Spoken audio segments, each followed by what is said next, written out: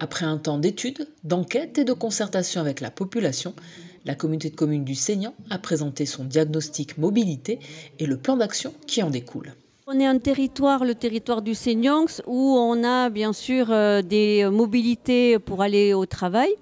On a énormément d'habitants du Seignan qui vont travailler sur l'agglomération bayonnaise. Ça engorge les entrées et sorties de territoire.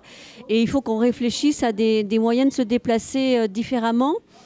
Et par ailleurs, on sait très bien que la voiture, qui est très très utilisée, 90% aujourd'hui des déplacements se font en voiture, est aussi forte émettrice en gaz à effet de serre, ce qui n'est pas bon pour la planète et pour notre environnement. Donc tout ça nous oblige à prendre des décisions.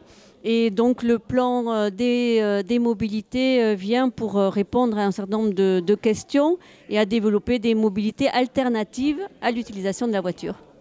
Développement des pistes cyclables, renforcement du transport collectif font partie du plan d'action, ainsi que la mise en place du transport à la demande, notamment pour les 5 communes de l'intérieur du territoire. On est très heureux de trouver des solutions parce qu'il en existe. Alors évidemment, ce ne sera pas le transport collectif type SMPBA, ça c'est évident, mais au moins il va exister quand même quelque chose, quoi. Et ce transport à la demande va vraiment être important. On le fera évoluer en fonction des besoins de la population. Il y a autre chose, c'est-à-dire il y a les parkings de covoiturage avec des parkings existants aujourd'hui ou des parkings nouveaux à créer à proximité de l'axe 817.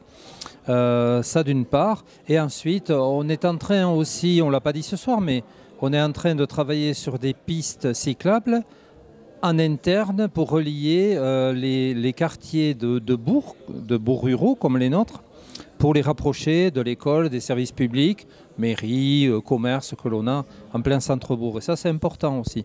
La communauté de communes du Seignan présentera sa stratégie mobilité au conseil communautaire de novembre afin de pouvoir mener les premières actions dès l'an prochain.